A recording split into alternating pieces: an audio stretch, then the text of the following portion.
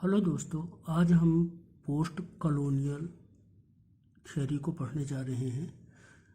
Post colonial studies किसे कहते हैं, इसे जानने के पहले हमें कॉलोनियलिज्म को समझना होगा। कॉलोनियलिज्म या उपनिवेशवाद एक वैश्विक प्रक्रिया है। इसके अंतर्गत कुछ देश जो कि शक्तिशाली थे और वे यूरोपियन देश थे, यूरोप के देश थे, जैसे ब्रिटेन था, स्पेन था, ब्रिटेन का पड़ोसी फ्रांस था, पुर्तगाल था, डेनमार्क था। तो ऐसे बहुत सारे यूरोपियन देश थे। इन्होंने एशियन, अफ्रीकन, लैटिन अमेरिकन, जो थर्ड वर्ल्ड के देश कहलाते हैं, गरीब देश कहलाते हैं, उनका अपना उपनिवेश बनाया तथा उनका शोषण किया, उनके संसाधनों को लूटा, उनके लोगों को यहाँ तक कि दास बनाया और बहुत सारे भारतीय गिरमिटियाँ बना करके, यानी एग्रीमेंट से अफ्रीकन, अमेरिकन देशों में भेजे गए। तो ये सब हुआ और इसके साथ साथ उन्होंने उनकी जो कल्चर थी, उनकी जो संस्कृति थी, उनकी सभ्यता था, उनका लिटरेचर था, उस पर भी हमला किया। मैकाले ने कहा कि जो पूरा भारतीय साहित्य है, जो संस्कृत का साहित्य है, पूरा भारतीय जो लिटरेचर है, वो यूरोपियन लिटरेचर छोड़िए, एक इंग्लिश की एक अलमारी के बराबर है।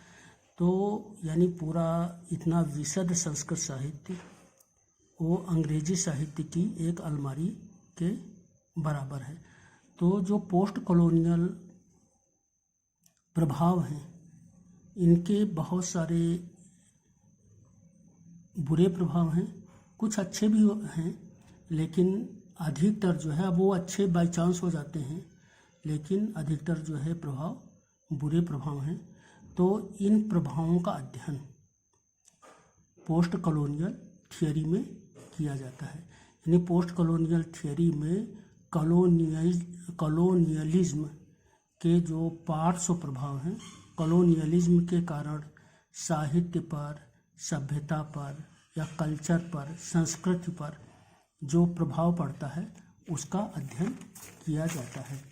तो पोस्ट कॉलोनियलिज्म के अध्ययन को जो हम चालू करते हैं, यानी पोस्ट कॉलोनियल थ्योरी चालू करते हैं, तो इसमें पहली बात जो है, post colonial studies deals with the effects of colonialism on cultures and societies. यानी कल्चर्स और सोसाइटीज़ पर जो कॉलोनियलिज्म के जो प्रभाव हैं, उनका जो अध्ययन है, वो पोस्ट कॉलोनियल स्टडीज़ कहलाता है। Post colonial studies is concerned with both how European Nations conquered and controlled third world cultures.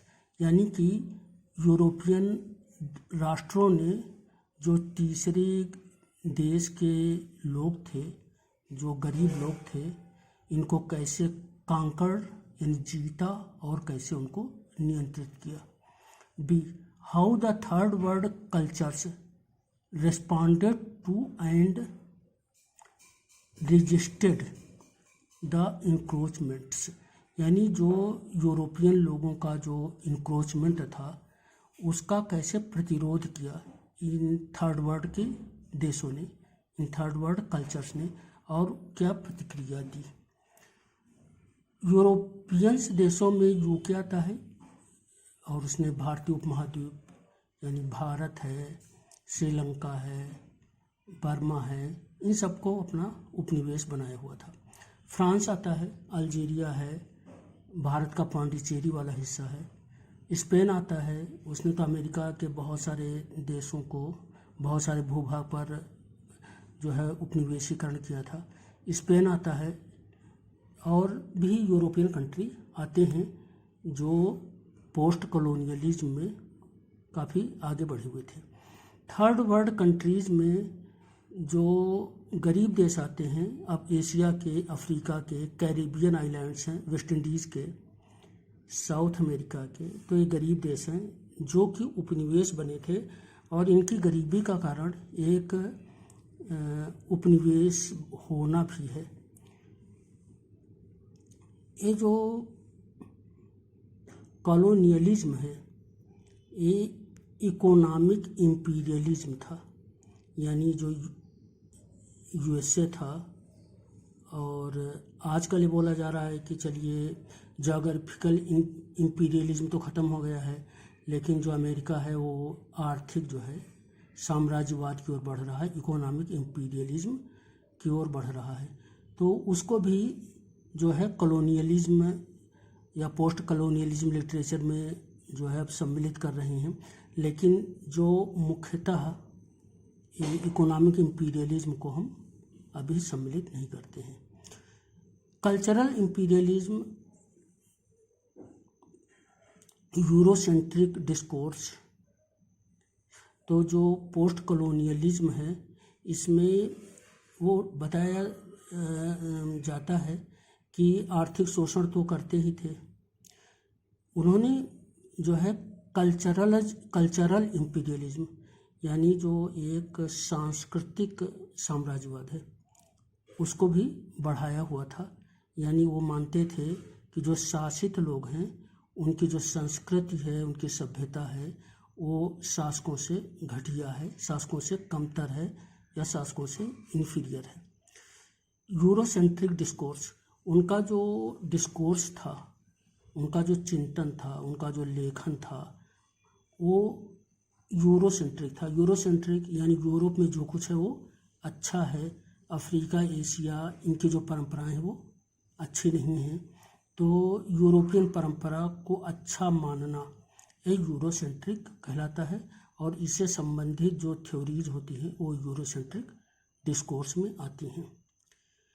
Representation of the oriental as an exotic and inferior other, जो ओरिएंटल यानी जो पूर्वी सभ्यता थी, जैसे भारत की इतनी प्राचीन सभ्यता है, तो इसको एक एग्जोटिक और उसको एक इन्फीरियर सभ्यता की तरह देखा जाता था।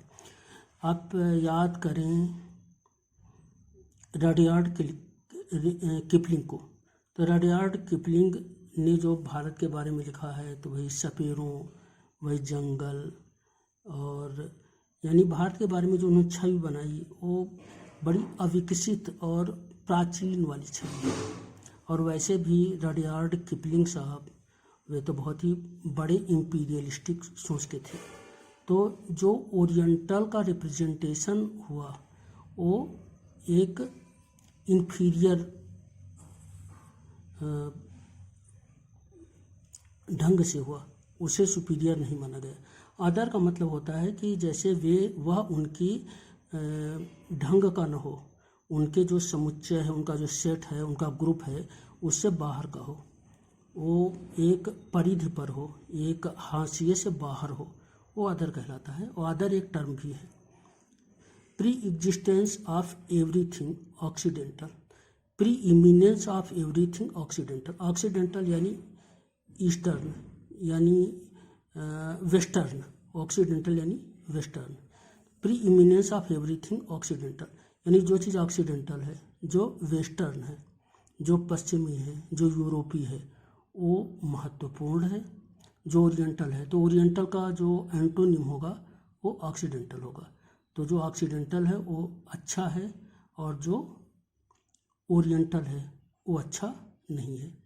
अकॉर्डिंग टू जॉन ली ने जो पोस्ट कॉलोनियल थ्योरी है इसके बारे में कुछ बातें कही हैं। तो पहली बात उन्होंने कही है कि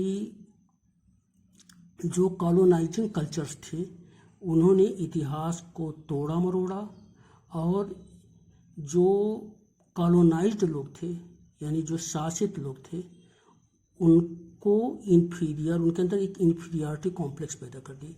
जैसे ये हुआ कि काला रंग खराब है, गोरा रंग अच्छा है, तो ये भी एक इन्फीरियरिटी कॉम्प्लेक्स पैदा करने का एक कंडीशनिंग है, जो कि ऑक्सीडेंटल कंडीशनिंग है। According to John Lee, colonised cultures distorts literature and inscribes inferiority on the colonised people, यानी कॉलोनाइज्ड पीपल में उन्होंने इन्फीरियरिटी इंस्क्राइब करी। इंस्क्राइब उत्कीर्ण करना।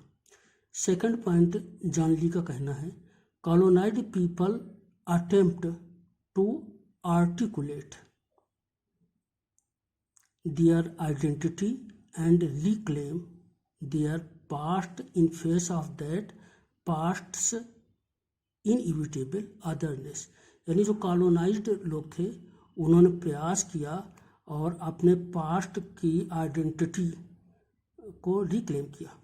उन्होंने इस बात को इम्पोर्टेंस दिया कि वे महत्वपूर्ण हैं और वे अपनी चीज़ों को उन्होंने रजिस्ट किया, रिक्लेम किया। अब इसमें फाउंडर्स कौन हैं, यानी जो पोस्ट कॉलोनियल थियोरी है, पोस्ट कॉलोनियल स्टडीज़ है और ख़ासकर पोस्ट कॉलोनियल थियोरी, इसको शुरुआत किसने किया?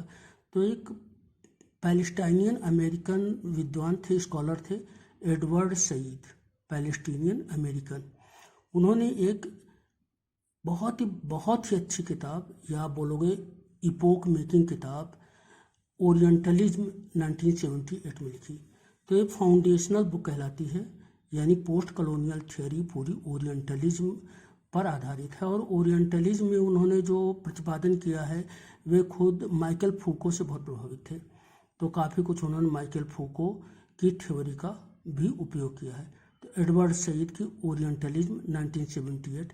गायत्री चक्रवर्ती स्पिवाक, इनकी एक किताब है in other words essays in cultural politics 1988 की। तो गायत्री चक्रवर्ती स्पिवाक भी एक महत्वपूर्ण हस्ताक्षर हैं पोस्ट कॉलोनियल थ्योरी में। फ्रांट्ज फैनन हैं, होमी भाभा हैं, nation and narration 1990, the location of culture 1994। तो होमी भाभा की दो किताबें हो जाएंगी, nation and narration 1990, the location of culture.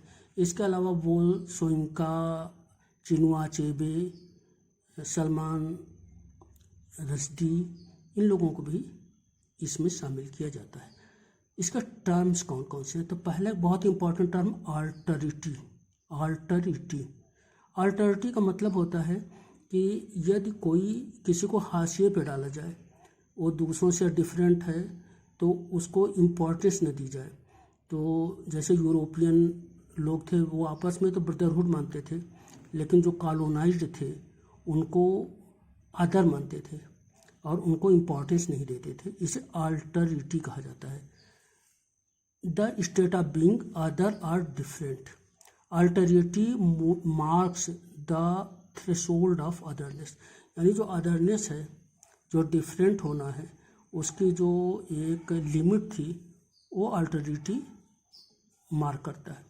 Otherness, difference in skin colour, geography, sex, sexual orientation and other historical and biological markers of difference which are socio politically डिस्कोर्स्ड।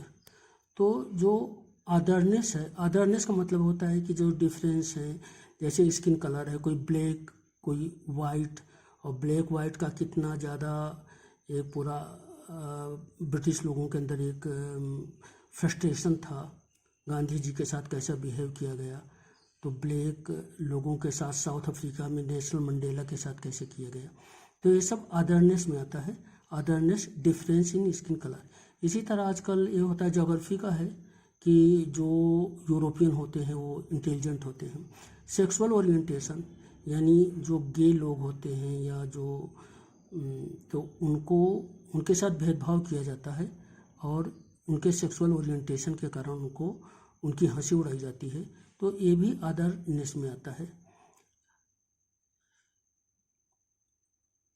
Hybridity, hybridity Bhabha का दिया हुआ term है, होमी भाभा। और होमी भाभा ये परमाणु वैज्ञानिक वाले भाभा नहीं है, ये दूसरे भाभा हैं, 1949 में इनका जन्म हुआ था। तो होमी भाभा साहब ने टर्म दिया हाइब्रिडिटी, बहुत मुश्किल टर्म नहीं है। द इंटीग्रेशन और mingling of cultural science and practices from the colonising and colonised cultures, यानी हम देखते हैं कि जो कॉलोनाइजिंग कल्चर होता है उसका जो नकल कॉलोनाइज्ड कल्चर करते हैं। और अक्सर अब जैसे हम लोग बोलते हैं तो हिंदी में बहुत सारे इंग्लिश शब्दों का उपयोग करते हैं, और बहुत तो कभी कभी तो ऑकवर्ड जो है हम लोग उपयोग करते हैं। तो ये सब हाइब्रिडिटी में आता है। Hybridity can be social, political, linguistic, religious etcetera. तो हाइब्रिडिटी सोशल भी हो सकती है, पॉलिटिकल भी हो सकती है, लिंग्विस्टिक भी हो सकती है और रिलीजियस भी हो सकती है। और ये हाइब्रिडिटी टर्म भाभा का है 1949 में। एक मिमिक्री टर्म है भाभा का। मिमिक्री का मतलब होता है blind imitation of colonising culture. Colonising culture का कभी कभी इमिटेशन होता है, बड़ा हास्यास्पद इमिटेशन हो जाता है, एक ब्लाइंड इमिटेशन होता है, और वो ब्लाइंड इमिटेशन मिमिक्री कहलाता है। तो ये पोस्ट कॉलोनियल लिटरेचर है, और पोस्ट कॉलोनियल लिटरेचर में अब जो कॉलोनाइजिंग पावर थी उनकी सुपीरियरिटी को अब स्वीकार नहीं किया जाता है, और उस समय के जो नायक थे या उस समय जिन लोगों की उपेक्षा की गई थी उनका भी जो है इसमें अध्ययन किया जाता है। तो ये थियोरी काफ़ी परीक्षा के लिए भी इम्पॉर्टेंट है, इसके टर्म्स जो हैं वो कंपटीशन में बहुत आते हैं। तो इसको आप ध्यान से पढ़िएगा, और यदि इसमें कोई समस्या आती है तो उसको कमेंट में लिखिएगा, और ये भी बताइएगा कि ये पूरा जो लेक्चर है, ये जो पूरा जो लेसन है वो आपको कैसा लगा। धन्यवाद।